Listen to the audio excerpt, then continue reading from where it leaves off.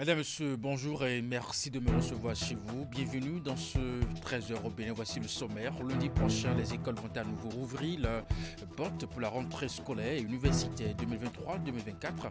La plupart des établissements font déjà le toilettage pour accueillir dans de bonnes conditions apprenants et enseignants. Mais ce n'est pas le cas partout, puisqu'au CEG Sekondi, dans l'arrondissement d'Agounagandan, les lieux sont investis par l'eau. La cour et plusieurs salles de classe sont inaccessibles. Et puis ce vendredi marque la fin de la pré-rentrée en respect du calendrier scolaire et des prescriptions du ministère en charge des enseignements maternels et primaires. Les établissements publics et privés ont observé la pré-rentrée qui a démarré depuis le lundi 11 septembre 2023 et qui prend fin ce vendredi 15 septembre 2023. Une équipe de nos rédactions a fait le tour dans quelques établissements. Et puis enfin, un grand reportage exclusif à suivre sur le théâtre des opérations de lutte contre la menace terroriste. Ce qu'il faut savoir et comprendre de l'opération Mirador, Canal 3 Bénin a pu se rendre dans les zones concernées par cette opération où la menace des terroristes est sous contrôle. Là pour le sommaire de cette édition, bonjour et bienvenue. Si vous nous rejoignez lundi prochain, les écoles vont à nouveau ouvrir leurs portes pour la rentrée scolaire et universitaire 2023-2024. La plupart des établissements font déjà le toilettage pour accueillir dans de bonnes conditions apprenants et enseignants. Mais ce n'est pas le cas partout puisque au CEG Sekondi, dans l'arrondissement d'Agounagandan, les lieux sont investis par l'eau, la cour, plusieurs salles de classe sont inaccessibles. Voici les images dans ce reportage. Voici une salle de classe de terminale qui offre une insolite vue sur une bonne étendue de flaques d'eau. La rentrée ne se fera pas ici sans les batraciens. C'est le tableau que présente le CEG de Sekondi à quelques jours de la rentrée scolaire 2023-2024. Que ce soit la cour de récréation ou l'aire de sport, l'on s'invite dans l'intimité de cet établissement d'enseignement secondaire. Ça ne va pas. Ça ne va pas. Regardez le CEG Sekondi. Ça fait partie des grands CEG de la commune de Semenpodi. Regardez l'état du CEG. Regardez. Regardez la situation sanitaire. Et les apprenants vont commencer les cours bientôt. Ce n'est pas bien. C'est écœurant parce que malgré tout ce que vous voyez ici, on remarque un silence incompréhensible de la part des autorités. Et je vous assure, les élèves ont du mal d'abord à accéder à l'école. Et dès que vous rentrez encore dans l'école, c'est difficilement que vous vous effrayez un chemin pour pouvoir retrouver les salles de classe. Et dans ces conditions, est-ce qu'on peut attendre grand-chose de ces apprenants-là? Aussi, c'est quand il CG, c'est quand il là. Aussi, Babi, au remis de ma soignon, Holobia, aussi, minute ici, do, Colidon White, à des héros, donc, on met à l'ogobia à Holby Jali, Talon Jali, au Femi, au Grand Galadin Jali, au Femina. Yeni wa bomi to sin lo hosi na eni ba kantin lo na mi ni la lo mi osu mi bi o kantin lo na mi na ponde etero eji yeni jale bo bomi ma do alogotori a holi ni bomi bo gwa lo na mi lo. Pendant que les responsables de ce collège d'enseignement secondaire préfèrent ruminer leur indignation en sourdine, les usagers, eux, expriment haut et fort leur indignation. La colère et la frustration peinent à être contenues. Et pourquoi vous nous laissez dans cette condition? Ça ne va pas. Ça ne va pas. Nous sommes avec vous, jour tenu. Monsieur le Président de la République, Sekondi fait partie du Bénin. Sekondi fait partie de la commune de Semenpodi. Semenpodi, c'est une grande commune à statut particulier. Ça ne va pas. Mais pourquoi nous allons rester dans cette condition? Nous travaillons pour nous. Nous sommes derrière vous, jour tenu. Aidez-nous, aidez le CEG Sekondi. Aidez les enfants, aidez les apprenants. Ils ne peuvent pas apprendre dans cette condition. Ça ne va pas. Moi, je vais demander tout simplement qu'ils descendent eux-mêmes. Qu'ils descendent pour venir constater ce que nous disons ici. Parce que le tout ne reste pas le tout ne suffit pas de voir de loin. Non. Descendez, monsieur le maire. Descendez. Vous qui êtes autorité, vous qui aviez la gestion de cette commune-là. Le CEG Sekondi, on a vu pire au niveau du CEG à Votro. Mais dès que l'État central a décidé, dès que ceux-là qui ont des responsabilités ont décidé donc de prendre en charge cela, on sait les conditions dans lesquelles le CEG Yagbe se trouve aujourd'hui. Très bien praticable. Le cri de cœur est lancé. Dans quelques jours, les élèves reprendront les classes et le CEG Sekondi recevra aussi son lot d'apprenants et d'enseignants qui certainement devront ajouter à leur liste de fournitures scolaires des bottes et pourquoi pas des répulsifs anti-moustiques. Et plus que quelques jours avant cette rentrée en respect du calendrier scolaire et des prescriptions du ministre en charge des enseignements maternels et primaires, les établissements publics et privés ont observé la pré-rentrée qui a donc démarré depuis le lundi 11 septembre 2023 et qui prend fin ce vendredi 15 septembre. Une équipe de notre rédaction a fait le tour dans quelques établissements. Suivez le reportage.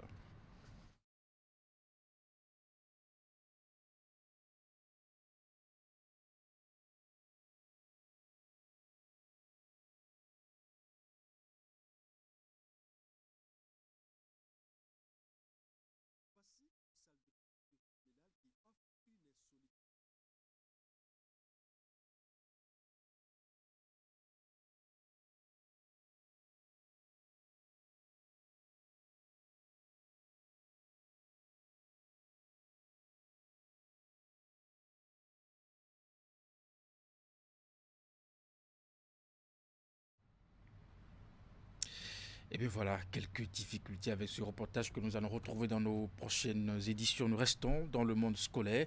La société industrielle d'acier du Bénin a rénové un bâtiment composé de 3 salles de classe et bien d'autres infrastructures au profit du complexe scolaire de Sikenor. La cérémonie officielle de remise de cette infrastructure scolaire a été effectuée dans l'enceinte du dit complexe en présence de la directrice départementale des enseignements maternels et primaires du littoral et plusieurs autorités communales. Reportage.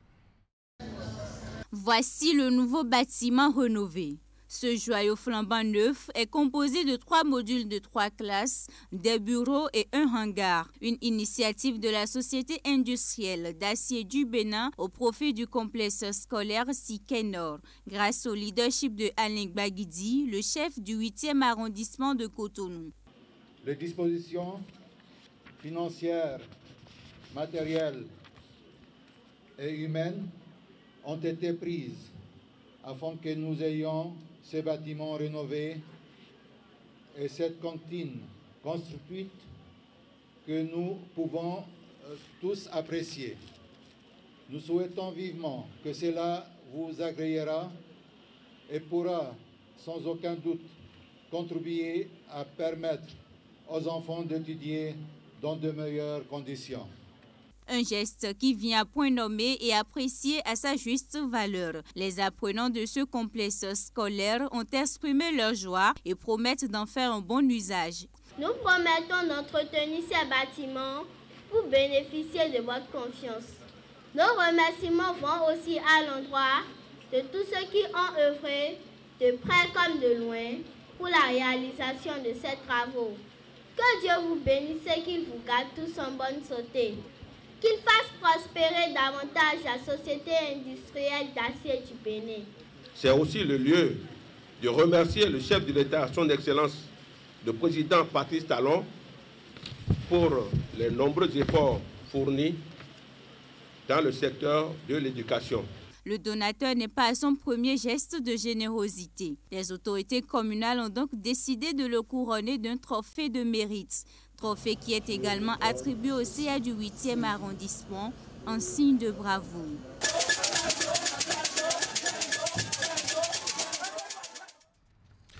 Pour la confection d'une tenue, la réparation d'une moto, la réalisation d'un meuble ou autre type de prestation, tous nous faisons recours aux artisans. Cependant, qu'ils soient couturiers, mécaniciens, menuisiers ou électroniciens, ces derniers ne jouissent pas toujours d'une bonne réputation au sein de l'opinion publique. Donc on les accuse en effet de ne pas respecter leur engagement vis-à-vis de leurs clients. Et pour comprendre cette situation, nous nous sommes déplacés sur le terrain, rencontrer les artisans. Voici leur élément de réponse dans ce reportage. Ils sont cupides, ne livrent pas à temps, achètent des pièces de mauvaise qualité, détournent les soumis à leur disposition. Bref, les griefs portés contre les artisans par certains citoyens sont aussi multiples que variés. Ils n'ont pas le temps. Mais ils acceptent les boulots juste pour se faire de l'argent pendant un temps et régler les problèmes qui sont actuels. C'était pour les cérémonies d'inhumation du papa d'un ami que j'ai commandé une tenue Bumba parce qu'habituellement je suis en Bumba. Et le gars, le tailleur, le patron, il m'a pris l'argent Et il m'a promis de me rendre la tenue 2 jours après. Bon, quand l'heure a sonné, j'y étais, mais il n'a rien fait. Il n'a même pas découpé le tissu. Souvent, on leur remet les sous et ils dépendent pour d'autres faits. Et ils commencent par jouer ceux qui les ont confié du travail. Moi, je vois que c'est une mauvaise habitude. Ou bien on constate que les pièces qu'il a dit, ce n'est pas des pièces qu'il a payées. Ou bien ce n'est pas des pièces de qualité. De leur côté, les artisans se défendent. Pendant que certains estiment être irréprochables, d'autres pointent du doigt la négligence de certains clients. Pour d'autres encore, le non-respect de leur engagement est parfois justifié par la nécessité de garder le client. Contrairement à ce que les gens pensent, les dépanneurs ne sont pas de mauvaise foi. Ce métier est proche de celui de médecin. Car lorsque tu amènes ton appareil en pensant qu'il a tel problème, comme chez le docteur, nous pouvons détecter un autre problème. Mais on comprend plus aisément les médecins que nous. Ce sont des composants électroniques qui ont été associés pour fabriquer les appareils. Et quand ils ont une panne, nous devons réfléchir pour tout arranger. C'est ce que les clients ne comprennent pas. En réalité, les électroniciens ne sont pas malhonnêtes. Et il y a quelque chose, les clients, quand ils amènent le travail, ils disent « je viens tout à l'heure », il part, il ne revient plus dans ces derniers temps. Donc il part, il ne revient plus, soit il donne une avance, et avec l'avance tu commences, et parfois, quand l'argent ne suffit pas, on commence par les appeler, ils ne décrochent même pas. Avant qu'ils déposent leur tissu, même s'ils ne donnent pas une avance, je me débrouillais pour faire le travail. Mais aujourd'hui, même si tu utilises tes dernières ressources pour coudre leur tissu, ils ne passent plus prendre. J'ai beaucoup de vêtements cousus et non livrés ici. Quand les clients commandent, il y a d'autres clients qui sont là avant eux. Donc pour ne pas les échapper, on est obligé de prendre le marché. Bon, et on leur dit le jour. Bon, le premier client qui était là avant lui, on essaie de lui faire son travail. Et quand l'autre vient, bon, on aura un peu de retard. Si on a de retard, c'est que on ne veut pas que ce client-là se pèse. Les rapports entre les artisans et leurs clients sont parfois marqués de déception. Néanmoins, cette situation peut être évitée si chacune des parties joue correctement sa partition. Et à présent, comment faire de l'équilibre alimentaire une réalité pour chaque enfant? Pour apporter une réponse à cette question, UNICEF Bénin a lancé du 12 au 14 septembre 2023 à Cotonou le premier forum de l'alimentation des jeunes enfants en Afrique de l'Ouest et du Centre. Son objectif, assurer une alimentation riche et diversifiée pour chaque enfant. Sont associés à cette initiative qui a mobilisé les acteurs publics et privés du système alimentaire, le gouvernement béninois, l'OMS, la CEDEAO. Le reportage.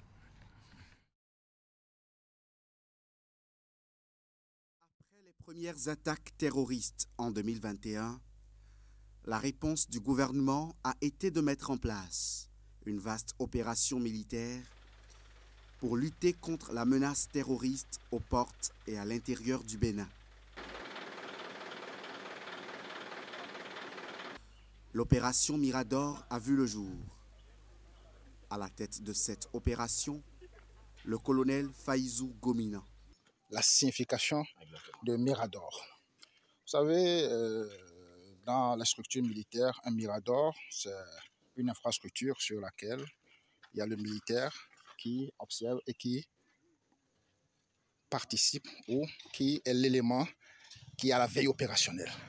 Donc Mirador, c'est une opération qui a pour but de faire de la veille opérationnelle, de protéger les populations et également d'empêcher toute infiltration sur notre territoire, infiltration ennemie sur notre territoire. Il commande les troupes sur le terrain. Elles sont réparties en 3 zones. En langage militaire, on parle de fuseaux. Fuseau ouest, fuseau est, fuseau nord. Chaque fuseau couvre un espace géographique donné.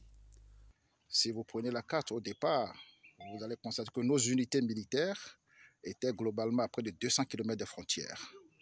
Le camp le plus éloigné au nord, c'était Kandi, et l'autre, c'était Natitengo. Mais aujourd'hui, parce qu'on a eu cette menace au niveau des frontières, nous sommes disposés tout le long de nos frontières. Dans le fuseau ouest, on retrouve par exemple le parc de la Pendjari. Eh bien, c'est assez saisissant quand on se retrouve ici, au cœur du parc de la Pendjari. Qu'il vous souvienne qu'en décembre 2021, le Bénin venait de subir sa toute première attaque terroriste. Aujourd'hui, avec le déploiement des forces de défense et de sécurité sur plusieurs postes avancés fortifiés, le parc est débarrassé de toute menace terroriste. Absolument. Nous sommes prêts. Le parc est sécurisé. En 2022, face aux nouveaux défis sécuritaires, le gouvernement béninois a lancé la construction de plusieurs positions avancées fortifiées et de bases opérationnelles avancées. Commandant GTIA Fuseau Ouest parlait de l'importance des bases opérationnelles avancées, BOA, parce que le maillage du territoire a été, la nécessité voilà, d'avoir du personnel sur le terrain, sur tout le long des frontières, les zones frontalières étaient tellement indispensables qu'il faut créer ces bases. Donc ces bases avancées opérationnelles sont en quelque sorte des mini-camps. Si vous voyez un peu de la description faite par le conducteur des travaux, il y a tout ce qu'il faut pour les hommes. C'est environ au bas mot pour une compagnie renforcée. C'est pourquoi je parlais de mini-camps. Et il y en a d'autres sur le long des positions. On va en visiter certainement dans le secteur, dans le fuseau nord aussi. Et en dehors de la base de Bassia ici, il y a une autre base à Porga. Et Porga, en dehors de Porga, il y a les postes avancés fortifiés. Donc les postes avancés fortifiés sont rattachés aux bases opérationnelles. C'est des mini-camps, si je peux m'exprimer ainsi, pour une capacité d'une section renforcée. Donc quand les gens viennent se ravitailler, ils vont au niveau de leur poste avancé fortifié pour pouvoir continuer leur mission de sécurité. Il s'agit d'infrastructures militaires qui vont mettre fin aux infiltrations externes ou internes de l'ennemi au niveau des parcs W et de la Pendjari. Fortifié, donc c'est-à-dire imprenable, et il est plus petit que ce que vous avez vu hier, qui est la base opérationnelle avancée. Et lui, c'est en miniature, donc c'est pour un détachement, une quarantaine de personnes. Et ça offre un minimum de confort. Lorsque des gens ils vont passer 2 semaines ici, ils peuvent se retirer, se reposer, être couverts, donc se soigner, etc., etc. Donc ça, c'est un poste avancé, fortifié. Il y en a un peu partout aussi en construction. Ça offre un peu plus de confort de l'autre côté. Et c'est entièrement sécurisé. Donc au moins, il y a un matelas là-bas, ils ne seront pas sous la pluie, ils auront de meilleurs soins, etc., etc. Donc c'est pour le confort des soldats. Ça veut dire que l'État béninois pense au confort de ces hommes qui sont sur le terrain. Sur cette position avancée fortifiée stratégique dans le parc de la Pendjari. Donc nous sommes sur la position Arli. On est ici pour notre mission. C'est patrouille et renseigner sur le terrain et sécuriser tout individu qui tenterait de s'infiltrer dans notre zone, on neutralise, on rend compte à nos chefs. On peut encore voir les traces d'une rude et acharnée confrontation antérieure entre les forces de défense et de sécurité et l'ennemi. La sécurité retrouvée dans le parc de la Pendjari laisse entrevoir une possible réouverture du parc au public. C'est une décision politique qui a fermé les parcs. Une décision politique viendra pour les ouvrir. Sinon, sur le plan sécuritaire, je peux vous assurer, vous avez passé 2 journées dans les parcs. Je peux vous rassurer que la sécurité hier. Dans cette perspective, des travaux d'aménagement pour le confort des touristes sont en cours. Dans une autre zone d'intervention de l'opération Mirador, le fuseau nord, il y a le parc W. Oui, un parc que le Bénin partage avec le Niger et le Burkina. Je peux vous dire que l'année dernière, les communautés ont gagné environ 25 millions de façon directe. Et cette année, nous sommes autour de 22 millions. Alors pourquoi il y a une déjà de cette année? C'est du fait que la situation s'est avait pris un peu de l'ampleur vers la fin de l'année 2022. Donc qui a fait que certaines zones ont été plus ou moins extraites de l'accessibilité de ces zones pour des raisons sécuritaires. Mais aujourd'hui, tout a été repris. On espère que l'année prochaine, nous pourrons aller plus loin. Une zone que contrôlent aujourd'hui les forces de défense et de sécurité. Alors, notre zone couvre en partie le parc national d'Ouvé. Néanmoins, nous avons des positions comme Kangara et Bouifort qui sont des localités habitées. Notre mission est de participer au contrôle de zone du GTA en mesure d'instaurer un climat de sérénité propice à la libre circulation des biens et des personnes à l'intérieur de notre sous-GTA. La dernière attaque dans le fuseau nord remonte à mars 2023. En mars, le 29 mars, il y a eu accrochage avec le groupe Ansarou. C'était où? Le groupe Ansarou à Gongon. C'est pas loin d'ici, c'est avant Guinée. Au bilan? Au bilan, on a eu 7 terroristes neutralisés. Et les motos sont là. On a récupéré des armes. Un important lot de moyens roulants, d'armes et d'équipements d'armement a été saisi.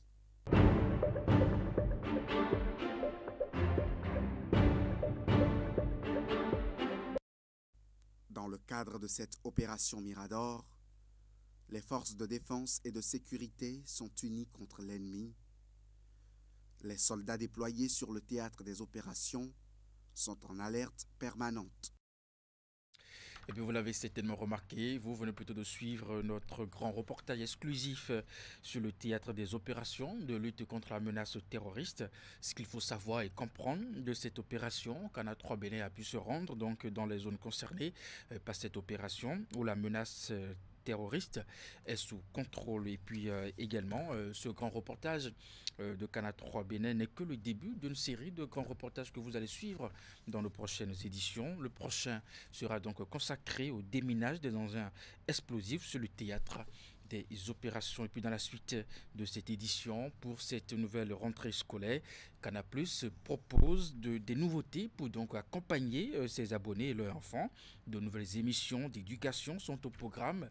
Michel Zounon, conseiller clientèle à Canal+ Segbeya, était l'invité du JT de William Cliquant et nous donne ici tous les détails concernant ses offres.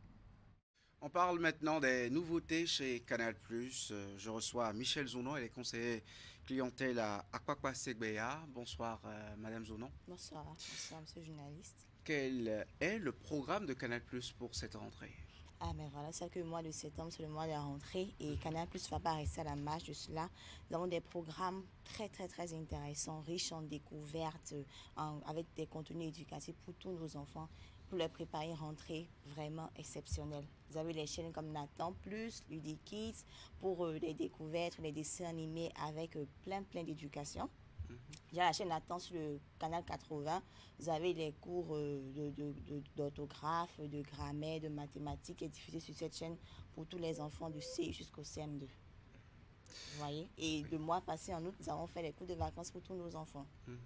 Donc, tous ces programmes seront diffusés en exclusivité ce mois de septembre pour tous les enfants. Donc, il n'y a pas à dire que c'est la rentrée, les enfants ne vont pas regarder la télévision. Non, on a préparé un programme exceptionnel pour pallier à tout cela. Il y a une offre chez Canal+ qui est toujours en cours. Laquelle? Oui, c'est l'offre au réabonnement. Déjà, pour tout abonné, dès que vous faites votre abonnement, vous vous réabonnez à la même formule, vous bénéficiez automatiquement de 15 jours à la formule Tout Canal+. C'est-à-dire, si vous avez un abonnement, que ce soit actif ou coupé, de minimum 5 000 access, Vous reconduisez votre formule Access, vous avez automatiquement 15 jours de la formule tout Canal+.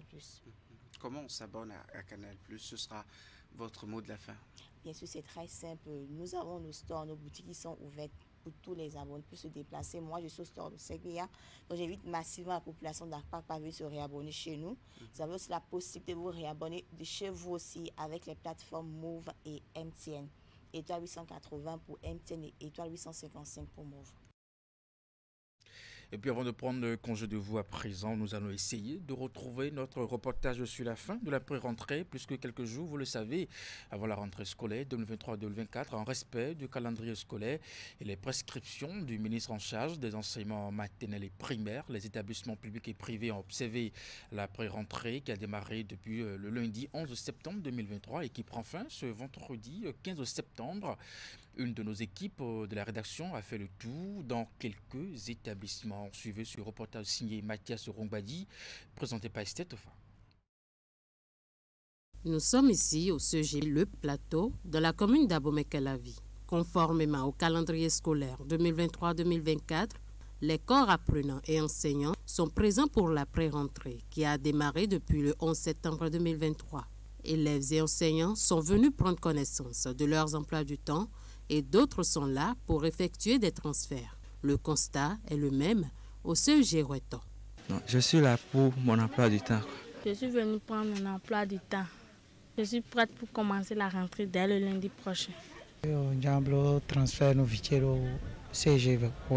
Je suis venu faire le transfert pour mon enfant, pour le CEG Weto, car c'est plus proche de ma maison.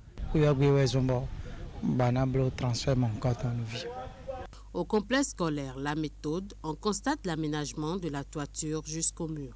C'est le cas également au CEG Weto, où le directeur, le censeur et les vendeuses de nourriture se préparent. Comme vous le voyez vous-même, nous sommes en plein toilettage. Comme c'est la semaine de la pré-rentrée, nous nous préparons activement pour que les cours démarrent effectivement le lundi. Le 11 septembre 2023, le censeur a invité les professeurs et en recevant leur doléance. Et le mercredi, on a commencé par distribuer les emplois du temps. La liste des élèves est déjà établie et affichée. L'emploi du temps des classes aussi est déjà affiché. Et le lundi à 7h00, les cours vont démarrer au CEG Weto. Malgré la situation des AME que déplorent les syndicats de l'enseignement et l'inondation partielle dans certaines écoles, tout se dessine pour une rentrée effective. Les enseignants sont prêts.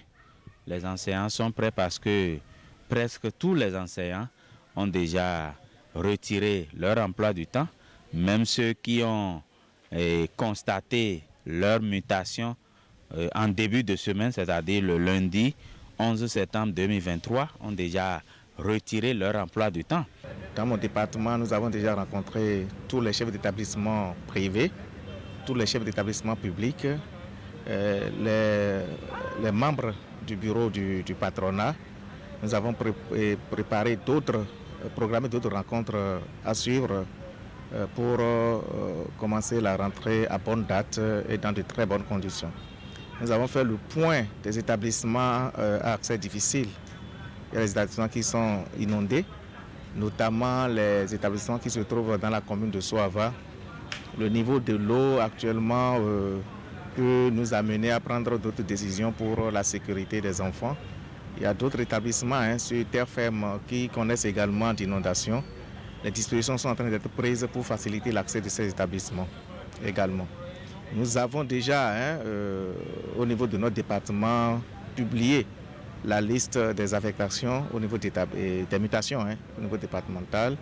La liste des aspirants au métier d'enseignement aussi est déjà publiée au niveau de notre département et tout doucement, tout se met en place pour la rentrée le 18 septembre prochain. 2 lunes viennent de passer, c'est le réveil de la petite école. Lundi 18 septembre prochain, elle va grandement ouvrir ses portes pour accueillir les anciens et nouveaux apprenants. Mais pour l'heure, la liste des nouveaux admis au CEP 2023 n'est pas encore disponible dans les collèges. Mesdames, Messieurs, c'est la fin de cette édition. Merci de l'avoir suivi, de votre fidélité au programme de Canal 3 Bénin. À très bientôt à 16h. C'est votre bulletin d'information, 19h30, la grande édition de la soirée.